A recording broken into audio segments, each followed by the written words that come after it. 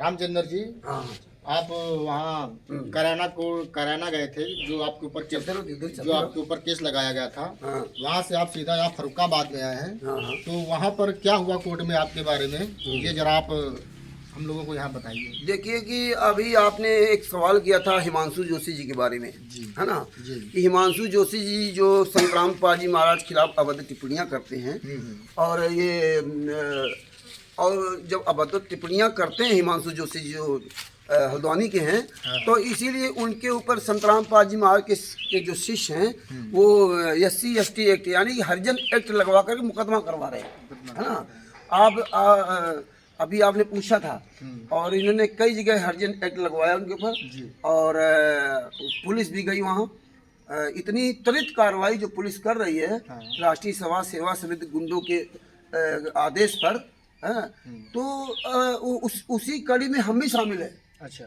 उसी कड़ी में हम भी शामिल हैं। अब आप ये देखिए कि जो ये संत रामपाल जी महाराज के नाम की जो ये संस्था है, कभी बंदी छोड़ भक्ति मुक्ति ट्रस्ट बनाते हैं, कभी कभी परमेश्वर भक्ति ट्रस्ट बनाते हैं, कभी राष्ट्रीय समाज सेवा समिति बनाते हैं, और कभी मुनिंदर धर्मा ट्रस्ट बनाते हैं, और कभी कहते हैं सतलोक आश्रम मैनेजमेंट, है ना? तो पहली बात तो ये इनके के बारे में कभी आप जान ही नहीं पाए कि ये कितने लोग कहाँ तक सच्चे कहाँ तक झूठे हैं, क्योंकि संतराम पाजी महाराज ने तो सच और झूठ का प्रमाण दिखाया था, लेकिन ये लोग किसी प्रकार का सच और झूठ का प्रमाण नहीं दे रहे हैं। अब उसी कड़ी में जो संतराम पाजी महाराज के खिलाफ उन्होंने 2006 में जो करौथा कांड कराया था, और करौथा कांड कराने के बाद जो है संत रामपाल जी महाराज को 22 महीने जेल में रखा गया, और इन लोगों ने किसी भी जमानत उनकी नहीं कराई, है ना? जमानत नहीं कराई। 22 महीने बाद कोर्ट ने उनको पर्सनल बॉन्ड में जमानत दी। पर्सनल बॉन्ड में ये भी नहीं कि मतलब जो उनके लाख रुपए 50,000 रुपये कोई बॉन्ड दिया गया, अपना व्यक्तिगत मुचलके पर दिया गया। और इसके बाद 18 नवंबर 2014 में बरवाला कांड कराया गया, है ना? चलते तो ये हमको सबको पता है, बरवाला कांड कराया गया। और ये जो संत रामपाल जी महाराज 11 साल के जेल में, है ना? और जब हमें 2015 से ये सच्चाई पता चली, हालांकि मैं 24 मई 2014 में नाम दीक्षा लिया था, और हमें अगर ये सच्चाई ना पता चलती तो आज हम संत रामपाल जी महाराज को ही गलत कहते हैं। क्यों गलत कहते हैं? क्योंकि ये मेरे ऊपर ये घटना हो चुकी थी। जब ये 10 नवंबर 2014 को मैं वहाँ से निकला था आश्रम से, तो ये निकलने नहीं दे रहे थे लोग, पूरा आश्रम खचाखच भर रखा था, और इन्होंने कहा कि संत रामपाल जी महाराज का आदेश है और आपको नहीं जाना है, नहीं निकलने देंगे। तो हमने ऐसा कैसा आदेश, यहाँ क्या काम है? काम कुछ नहीं बता रहे थे, तो ऐसा कैसा आदेश? हमने कहा काम बताओ, बोले नहीं गुरुजी का आदेश है। हमने कहा नहीं, बड़ी मुश्किल में वहाँ से जाने दिया था। उन्होंने कहा कि आज के बाद आपकी नौकरी, आश्रम के अंदर आप नहीं आ सकते। तो हमने कहा कि ठीक है, अब फार्म भरिए, हम आपके बाद नहीं आएंगे, है ना? हालांकि इन्होंने फार्म नहीं बनाया। अब इस 2015 के बाद जब मुझे सच्चाई पता चली कि संत रामपाल जी महाराज निर्दोष हैं, लेकिन ये जो राष्ट्रीय समाज सेवा समिति नामक जो संस्था है, जिसके मुखिया महेंद्र बोगड़ा, रामकुमार ढाका, राजकुमार राजेंद्र और बलजीत आदि हैं, ये लोग सब मिलकर के कांड करा रहे हैं। तो उसमें फिर हमने आवाज़ उठाना शुरू किया। जब आवाज़ उठाना शुरू किया तो देखिए हम तो संत रामपाल जी महाराज शिष्य है ना, हम कोई हिमांशु जोशी के शिष्य नहीं है, ना शिवांश नारायण द्विवेदी जी के शिष्य है। हम संत रामपाल जी महाराज के शिष्य है। 24 मई 2014 में नाम दीक्षा लिया था, हालांकि वो फर्जी नाम दीक्षा दी थी उन्हें।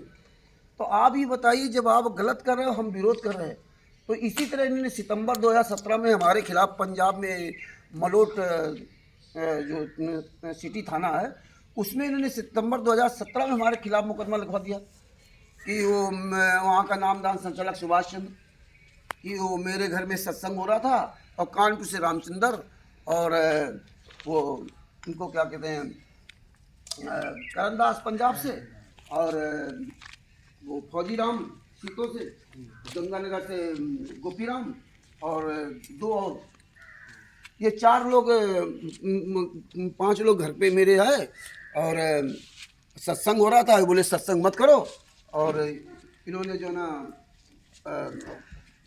सत्संग मत करो, और हमारे घर के अंदर जो मारपीट किया, और मेरी पत्नी बेटी के कपड़े फाड़ डाले, है ना। तो अब बताइए ये संतराम पाजमा शिष्य और भी नामदान संचालक जो आप नाम दीक्षा दे रहा है, वो 7 साल केस चला मेरे ऊपर 7 साल केस चला। इसके अलावा इन्होंने बहुत कार्रवाई हमारे खिलाफ की, तमाम जगह से एसडीएम से एसपी से लेटर भिजवाए गए, मेरठ से, रुड़की से और पंजाब से तमाम तरह फ़ोन करवाए गए। और देखिए अभी सतलोक आश्रम शामली का जो तुम्हारा गुंडा देशराज है, जो संतराम पाजीमा का अपने आप को शिष्य कहता है, वो शामली जो आश्रम बना रखा है फर्जी आश्रम, उसने मेरे खिलाफ आदर्श नगर मंडी में शामली थाना, शामली जिला शामली में पड़ता, वहाँ FIR कराई, वो अपने आप केस ख़त्म हो गया। दूसरा ये सुल्तान नामक कोई व्यक्ति है सतलोक आश्रम में, ये सुल्तान नामक व्यक्ति है, ये महेंद्र भगोड़ा का और इनका देशराज जो सतलोक आश्रम शामली चला रहा है, इनका मुखिया है। अब ये देखिए उसने क्या किया कि उसमें दिखा दिया कि मैं 2024 की बात है कि मैं वहाँ कैराना से जो है ना सतलोक आश्रम शामली में मतलब सामान लेके जा रहा था खाने पीने का, मतलब भंडारा था।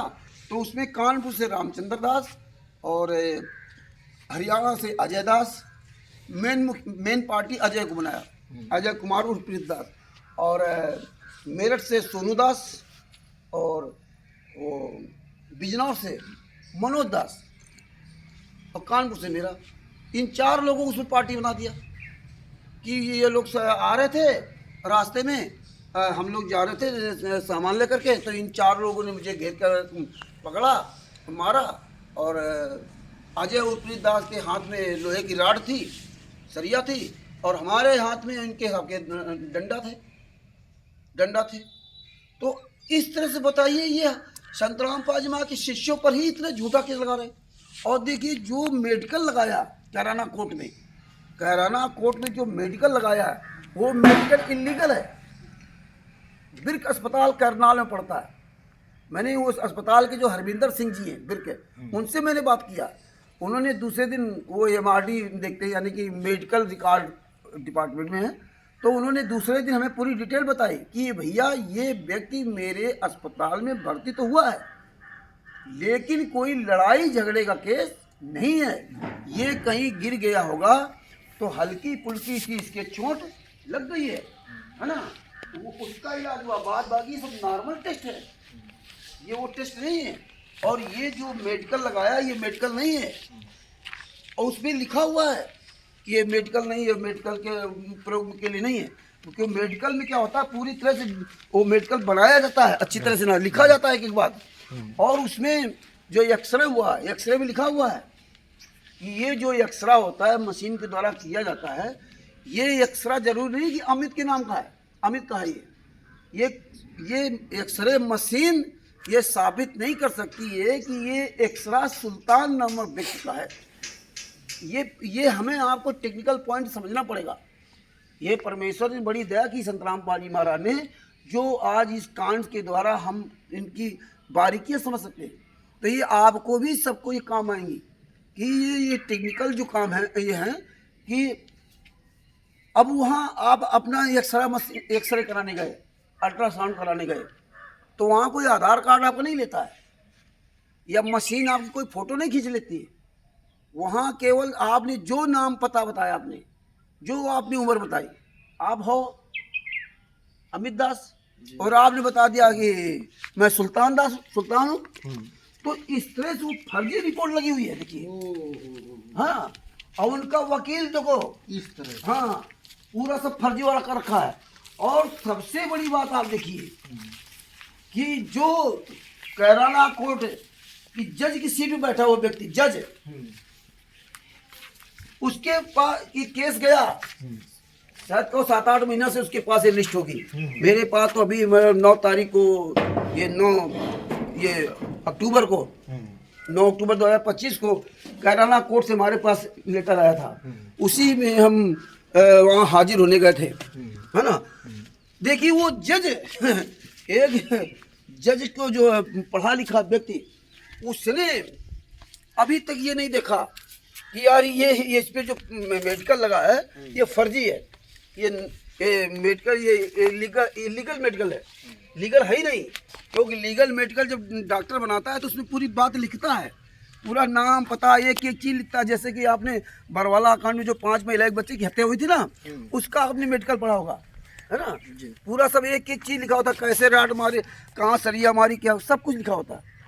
तो अब ये बताइए, जब संत रामपाल जी महाराज खिलाफ झूठा मुकदमा कर दिया, अब हमारे ऊपर मुकदमा कर दिया है, अब वो जाओ, कितना पैसा लग रहा भैया, ये संत रामपाल जी वशिष्ठ हैं, कभी नहीं हो सकता। अब बताइए हिमांशु जोशी जी जब हमारे ऊपर ये काम कर रहे हैं, तो हिमांशु जोशी क्या चीज़ है? जो इनके खिलाफ आवाज़ उठाता है, जो इनके खिलाफ आवाज़ उठाता है ना, उसी के खिलाफ ये इस तरह से ना SC/ST एक्ट लगवा करके या अन्य तरह कार्रवाई करवा करके ये उसको जब दबाना चाहते हैं। और ये कमी संत रामपाल जी महाराज शिष्यों को कि आपके पैसे का इस तरह से दुरुपयोग हो रहा है, हाँ आपके पैसे। तो इस तरह हमारे खिलाफ कार्रवाई की। हालांकि इससे कोई फर्क नहीं पड़ता, ये चाहे कुछ भी कर ले, समझे, ये कुछ भी कर ले, हम पीछा छोड़ने वाले नहीं। और देखिए जो सच की लड़ाई पर लड़ते हैं ना, हिमांशु जोशी जी हों, चाहे वो शिवांश नारायण द्विवेदी जी हों, और चाहे वो हमारे देश को आज़ाद कराने के जो लिए सुभाष चंद्र बोस रहे हैं, और जितने भी लोग राजगुरु रहे, हाँ क्रांतिकारी हुए। ये क्रांतिकारी क्या होता है, वो अंदर से मर चुका होता है, वो अंदर से मर चुका होता है। इसलिए उस क्रांतिकारी को फिर ये नज़र नहीं आता है कि सजा हो या फांसी हो या कोई मतलब कुछ भी करे, क्योंकि वो अंदर से इसलिए मर चुका होता है क्योंकि उस क्रांतिकारी को अपना व्यक्तिगत कोई स्वार्थ नहीं होता। वो देश और समाज के हित के बारे में, उनकी परेशानियों को देख करके, और ये जो लोग यहाँ इस तरह के गुंडे जो पनप जाते हैं, इनके द्वारा जो पब्लिक को सताया जाता है, वो दर्द उनके अंदर इतना भर जाता है कि वो दर्द की वजह से अपना वो दर्द भूल जाते हैं। इसलिए सुभाष चंद्र बोस, चंद्रशेखर आज़ाद जैसे लोग, राजगुरु लोग, ये जो 18-20 साल के 25-25 साल के लड़के जो फांसी पर झूल के हंसते थे, ये ऐसे नहीं झूले थे।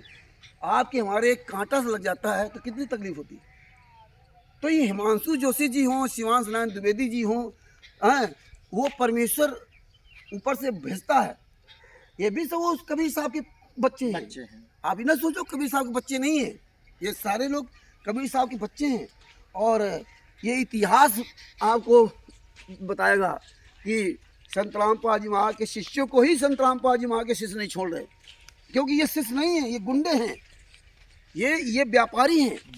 ये कैसे व्यापारी हैं कि जिस तरह से भारतीय जनता पार्टी क्या करती है, गाय हमारी माता है ना, गाय के नाम पर आप पूरे उत्तर प्रदेश में गाय काटेंगे नहीं। लेकिन आज आप देखिए, जब इनकी सरकार नहीं बनी थी 2011 में, तब क्या था, तब जो है जो गाय का मांस सप्लाई करने में 8वें नंबर पे था, और आज 1 नंबर पे हो गया। 1 नंबर पे मीट सप्लाई कर रहे हैं, गाय का बीफ, और गाय हमारी माता है। तो ये गाय का नाम ले करके और गाय के ही कटने में चंदा भी लिया उन्होंने करोड़ रुपए, और यही हाल यहाँ संत रामपाल जी महाराज का इस्तेमाल कर रहे हैं। संत रामपाल जी महाराज रूपी गाय को जो है ना कटवा रहे हैं और बढ़िया सप्लाई कर रहे हैं, उनके नाम से पैसा लूट रहे हैं। तो दोनों एक जैसे, तो जो इनका विरोध करेगा उनके खिलाफ ये इस तरह से कानूनी कार्रवाई करते हैं। और कानूनी कार्रवाई जो करते हैं उसके लिए सबसे बड़ा दोषी जो संत रामपाल जी महाराज के नाम का शिष्य है, जो इनको दान पाठ दशमांश पैसा दे करके और आपके पैसे के द्वारा हम जैसे लोगों पर कार्रवाई करवाई जाती है। और ये तो कामचोर है, इनके पास अपना कुछ है ही नहीं, हम आप तो फिर भी कमा खाते हो, और आपके पैसे से अपने बच्चों के विदेश भेजते हैं। आपके पैसे से ये सब अपना ये कर रहे हैं, आपके पैसे से अपने बच्चों को विदेश भेजते हैं, अपने बच्चों को विदेश में पढ़ाते हैं। और आप लोग धर्म के नाम पर, आप लोग अच्छे पुण्य के नाम पर आप इनको अपनी गाढ़ी कमाई दे करके और आप अपने कर्म फड़वा रहे हैं। और जबकि आपके गुरु ने कहा था कि आप गुरु के अलावा किसी को कोई पैसा नहीं देना। तो मैं आशा करता हूं कि जो संत रामपाल जी महाराज के सारे शिष्य हैं, उनसे यही निवेदन करूंगा कि आप सब लोग समय रहते एकजुट हो जाइए, और एकजुट हो जा करके और इन राष्ट्रीय समाज सेवा समिति गुंडों के खिलाफ आवाज़ उठाइए। और अगर आप आवाज़ नहीं उठाते हो तो न उठाए, चुपचाप बैठे रहें, कोई बात नहीं। लेकिन इसके जो है आने वाले समय में परिणाम बहुत बुरा परिणाम आपको भोगना पड़ेगा। यही इतनी बात मैं कहना चाहता हूँ। कानपुर से रामचंद्र यादव और मोबाइल नंबर 9140 62 26 68। आज उत्तर प्रदेश के जिला फर्रुखाबाद में अरविंद दास जी के यहाँ 17 अक्टूबर 2018 को यहाँ पे के घर पे मौजूद हूँ और कल यहाँ आया था 16 अक्टूबर 2018 को। अरविंद जी ने कहा था कि भगत जी थोड़ा चर्चा हो जानी चाहिए, तो हमने कहा चलो भाई चर्चा करते हैं। हाँ, तो इसलिए दास 12 तारीख की रात वो घर से निकला था और दिल्ली गया, वहाँ से कैराना गया और पहला दिन होता है थोड़ा परेशानी पड़ती है। जज ने कहा भाई आपको वकील करना पड़ेगा। हमने कहा भाई हम वकील नहीं करेंगे, मेरे पास पैसा नहीं है ना। हाँ, और पहली तारीख है, दूसरी तारीख 6/11/2025 पड़ी है और आगे परमात्मा जो भी दया करेंगे करते रहेंगे। लेकिन बस ये है कि हम परमेश्वर की ऐसी दया बनी रही ना, तो हम इनका पीछा नहीं छोड़ेंगे। ये चाहे कुछ भी करें, ये सोचते हैं कि नहीं हम इस तरह डरवा करके और धमका करके हम इनको चुप करा देंगे। हजारों लाखों लोगों को इन्होंने चुप करा दिया, लेकिन वो अब संभव नहीं होगा। और हम बराबर लड़ाई लड़ेंगे परमेश्वर के आशीर्वाद से। और यही बंदी छोड़ सतगुरु संत रामपाल जी महाराज कहता हूँ कि मुझे सतगुरु जात बिरंग गुर कर ले आप समान, मुझे अपने जैसा बना दे, मुझे मीरा जी, सदना जी, जयदेव जी, शिव शंभन की तरह बना दे। बस यही प्रार्थना करता हूँ कि चाहे जितनी भी तकलीफ मिले, मुझे परमात्मा इतनी दया करें, संत रामपाल जी महाराज इतनी दया करें कि हम कभी भी सच के मार्ग से डिसबैलेंस ना हो पाए। क्योंकि जब तक संत रामपाल जी महाराज की सदगुरु की दया नहीं होगी, तब तक आप इस सच के मार्ग को कभी भी टिक नहीं सकते। सच साहेब बंदी छोड़ सतगुरु संत रामपाल जी महाराज, सच साहेब बंदी छोड़ सतगुरुदेव जी की जय। मैं अमित राजपूत उत्तर प्रदेश के उन्नाव जिला से, मेरा mobile number 81 41 39 42 46। Cameraman Arvind ji Farrukhabad से जो वीडियो बना रहे हैं, और इसके लिए उनको भी बहुत बहुत साधुवाद, और आपको भी अमित जी को भी बहुत बहुत साधुवाद। सच साहेब जय हो बंदी छोड़। संत रामपाल जी महाराज जी के जो सच्चे शिष्य हैं उनको सच साहेब जय। सभी परमात्मा की प्यारी आत्माओं को सच साहेब जय हो बंदी छोड़।